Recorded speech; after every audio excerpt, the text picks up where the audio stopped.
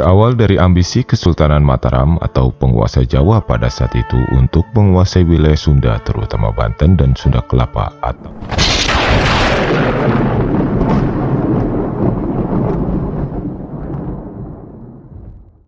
Jakarta saat ini, yang di dalamnya terdapat pelabuhan-pelabuhan dagang. Setelah sebelumnya Mataram berhasil menguasai beberapa pelabuhan di wilayah timur Jawa. Tidak bisa dipungkiri wilayah ini merupakan kawasan dagang yang sangat strategis, bahkan pada masa Kerajaan Pajajaran merupakan pelabuhan dagang internasional. Secara histori, wilayah Sunda Kelapa merupakan hak dari kekuasaan wilayah Banten setelah runtuhnya tahta Kerajaan Pajajaran. Kesultanan Mataram yang kala itu diperintah oleh Amangkurat I dan Cirebon dipimpin oleh Panembahan Girilaya yang merupakan menantu dari Amangkurat I. Cirebon yang merupakan kerajaan dan wilayah yang berdaulat, namun dalam kenyataannya Cirebon tidak bisa lepas dari bayang-bayang Mataram. Dengan kata lain, Cirebon tunduk patuh kepada Mataram. Bisa jadi ini dikarenakan sang Raja Cirebon merupakan menantu dari Sultan Mataram. Mungkin ini salah satu siasat politik atas nama kerjasama yang dibangun oleh Mataram dan Cirebon. Di sisi lain, Banten yang pada saat itu dipimpin oleh Sultan Abdul Mafakir sudah mulai curiga atas ambisi dari Mataram yang ingin menaklukkan Banten. Melihat kekuasaan di Jawa yang semakin kuat dan mulai meluas ke wilayah barat yang tidak mungkin akan sangat membahayakan kerajaan Banten, Sultan Abdul Mafakir segera memperkuat pasukan perang dan armada laut untuk menjaga wilayah Banten dari serangan-serangan pasukan Mataram. Dan di bawah kepemimpinan Sultan Abdul Mafakir, Banten merupakan wilayah yang sangat maju dan memiliki armada perang yang sangat kuat. Beliau juga melakukan hubungan diplomatik dengan pihak luar, diantaranya dengan kerajaan Inggris dan Mekah. Percobaan penaklukan Banten oleh Kesultanan Mataram di bawah Amangkurat I dilakukan dengan berbagai cara. Namun, Mataram tidak menampakkan diri atas rencana itu. Salah satunya Mataram memakai cara dengan menekan Cirebon melalui Panembahan Girilaya, yang kala itu sebagai Raja Cirebon untuk dapat memujuk Banten agar tunduk pada kekuasaan Mataram.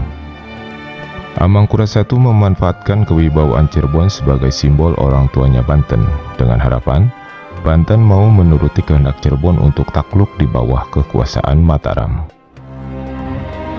Sementara itu, Panembahan Girilaya rupanya merasa berat hati dalam melakukan tugas dari Mataram untuk menaklukkan kerajaan Banten.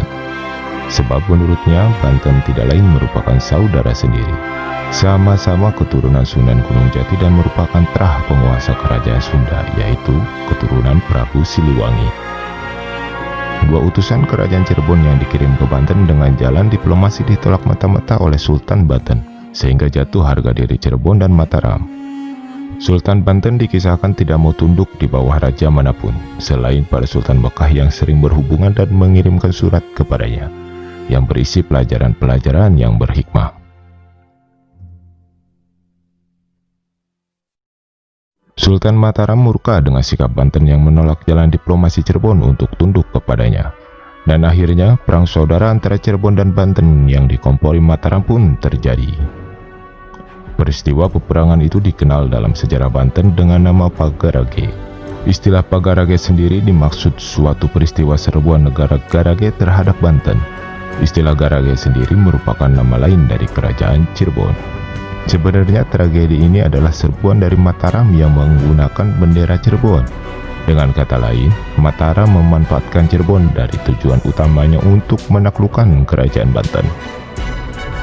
Dengan kesiapan dan kekuatan pasukan perang Banten yang dikenal memiliki armada perang yang sangat kuat, dan juga Banten memiliki banyak para ksatria atau jawara yang sakti mandraguna yang setia menjaga wilayah Banten, serangan pasukan tempur Cirebon dan Mataram pun bisa diatasi dan dipatahkan. Dengan menggunakan 60 kapal, berangkatlah pasukan Cirebon ke Banten. Setelah sampai di perairan Sumur Angsana, mereka memutuskan berlayar ke hulu sungai untuk membakar tanah Harak. Rencana penyerangan pasukan ini sudah didengar oleh Sultan, maka dikirimlah satu pasukan perang Banten oleh Sultan.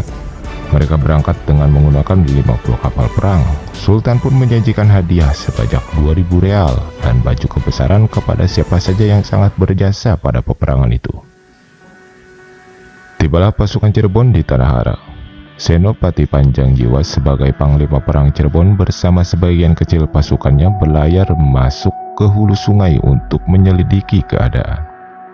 Tapi karena sebab yang belum jelas, Senopati Panjangjiwa meletakkan senjatanya dan menyerahkan diri kepada salah satu Panglima Perang Banten, yaitu Demang Wirapaksa, lalu diikuti oleh pasukan-pasukannya. Selanjutnya, Senopati Panjangjiwa dibawa menghadap Sultan di Surosoan. Karena tindakannya itu, Sultan memberi ampun dan hadiah-hadiah kepada mereka semua yang menyerahkan diri kepada Banten. Sedangkan pasukan Cirebon yang lain sedang menunggu kabar dari Senopati Panjangjiwa. Di hilir melihat banyak senjata yang hanyut di sungai, mereka menyangka di hulu sungai sedang terjadi pertempuran hebat antara pasukan Panjangjiwa dengan pasukan Banten. Dengan segera mereka berlayar ke hulu untuk membantu temannya. Secara tiba-tiba pasukan Banten yang sebelumnya sudah berada di wilayah itu segera menyergap pasukan Cirebon. Serangan mendadak ini tidaklah mereka duga sama sekali. Pertempuran ini berlangsung dengan hebat, tapi akhirnya dari 60 buah kapal perang Cirebon tinggal satu kapal yang dapat melarikan diri dan kembali ke Cirebon. Sedangkan yang lainnya berhasil ditawan dan sebagian lainnya berhasil dihancurkan oleh pasukan Banten. Dan akhirnya pasukan Banten berhasil mengalahkan serangan besar dari pasukan Cirebon. Setelah peperangan itu, Banten merasa sakit hati pada Cirebon karena lebih memilih kepentingan Mataram ketimbang menjaga ikatan keluarga sesama keturunan Sunan Gunung Jati. Sementara di sisi lain Panembahan Girilaya yang setengah hati melakukan upaya penaklukan, kredibilitasnya jatuh di mata Amangkurat I. Cirebon dianggap tidak loyal pada Mataram. Cirebon di bawah Panembahan Girilaya seperti buah simalakama. Di satu sisi dijauhi oleh Banten, di sisi lain dianggap pengkhianat oleh Mataram. Puncaknya ketika Amangkurat I berniat menghapus kerajaan Cirebon dengan cara menahan Panembahan Girilaya bersama putra mahkotanya, yang mana peristiwa itu kemudian menyebabkan terbunuhnya Panembahan Girilaya dan terbuangnya putra mahkota kerajaan Cirebon, yang bisa mengakibatkan putusnya keberlangsungan tahta kerajaan Cirebon. Melihat itu, Banten mencoba tidak ikut campur dan tidak bereaksi apapun. Barulah setelah 16 tahun kewafatan Panembahan Girilaya, Banten mulai bertindak dengan dorongan batin yang merasa masih mempunyai ikatan dengan Cirebon. Rasa sakit hati Banten yang teramat dalam ke Cirebon pun hilang dengan sendirinya. Banten melakukan pengawasan dan mengirimkan mata-mata atau telik sandi ke wilayah Mataram dengan maksud untuk memantau keadaan Mataram. Peristiwa penyelamatan putra mahkota Cirebon di bawah sekapan Mataram itu baru terjadi antara tahun 1677 dan 1678, di mana pada waktu itu Amangkurat I sedang menghadapi pemberontakan dari rakyatnya sendiri, sehingga keadaan Mataram pun sedang tidak baik. Melihat keadaan itu, Banten langsung memanfaatkan situasi dengan melakukan penyelamatan terhadap putra mahkota Cirebon yang disekap oleh Mataram.